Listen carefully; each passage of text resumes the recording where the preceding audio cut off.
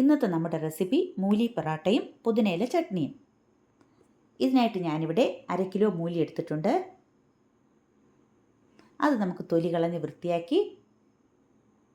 കഴുകി വൃത്തിയാക്കി ഒന്ന് ഗ്രേറ്റ് ചെയ്തെടുക്കാം. ഡൈജഷൻ ഏറ്റവും നല്ലതാണ്, അതുപോലെ വളരെ ടേസ്റ്റിയുമാണ്. ഇപ്പം ഞാൻ ഗ്രേറ്റ് ചെയ്ത് കഴിഞ്ഞിട്ടുണ്ട്. ഇനി അതൊരു ബൗളിലേക്ക് മാറ്റാം.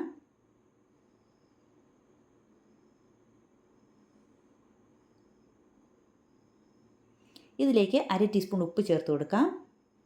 നന്നായിട്ടൊന്ന് മിക്സ് ചെയ്ത് ഇതിനെ പിഴിഞ്ഞെടുക്കാം.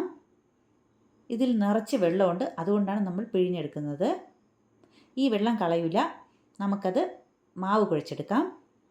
ഇനി ഇതിലേക്ക് 2 കപ്പ് മാവ് ചേർത്ത് കൊടുക്കാം. കുറച്ച് ഉപ്പും ചേർത്ത് കുറച്ച് വെള്ളവും ചേർത്ത് എണ്ണയും ചേർത്ത് നമുക്ക് കുഴച്ച് മാറ്റി വയ്ക്കാം.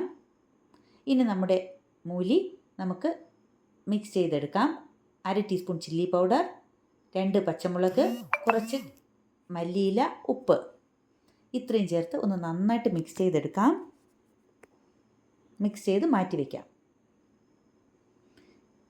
ഇനി കുഴച്ച മാവെടുക്കാം. അതിനെ ചെറിയ ഉരുളകളാക്കി നമുക്കൊന്ന് ഉരുട്ടിയെടുത്തതിന് ശേഷം ഒന്ന് ചെറുതായിട്ട് പരത്തി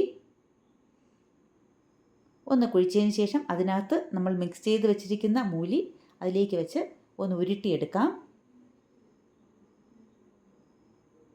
എന്നിട്ട് മാവിൽ മുക്കി ഒന്ന് പരത്തിയെടുക്കാം.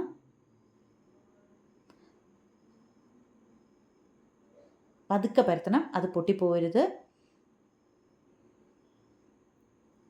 ചെറുതായിട്ടൊന്ന് പരത്തിയെടുക്കുക.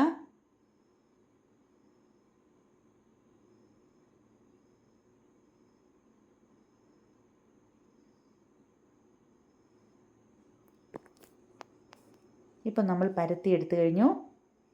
ഇനി ഒരു പാൻ അടുപ്പത്ത് വെച്ച് ചൂടായതിന് ശേഷം നമുക്കിത് ഈ ചപ്പാത്തി അതിലേക്ക് ഇട്ട് കൊടുക്കാം. ഒരു സൈഡ് മൂത്ത് കഴിഞ്ഞു. അതിലേക്ക് കുറച്ച് ഓയിൽ തടവി കൊടുക്കാം.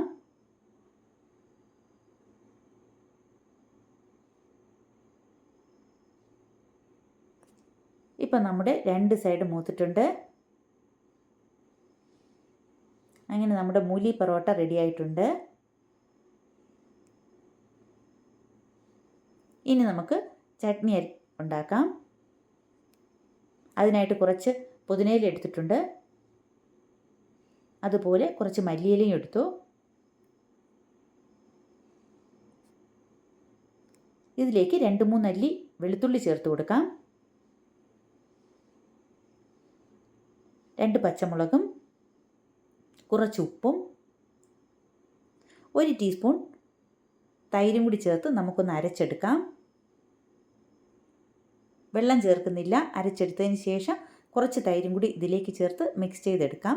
ഇപ്പം നമ്മുടെ ചട്നി റെഡി ആയിട്ടുണ്ട്. ഇപ്പം നമ്മുടെ മൂലി പൊറാട്ടയും ചട്നിയും റെഡി ആയിട്ടുണ്ട്. ഇത് ഇഷ്ടമായെങ്കിൽ ലൈക്ക് ചെയ്യണം, ഷെയർ ചെയ്യണം, സബ്സ്ക്രൈബ്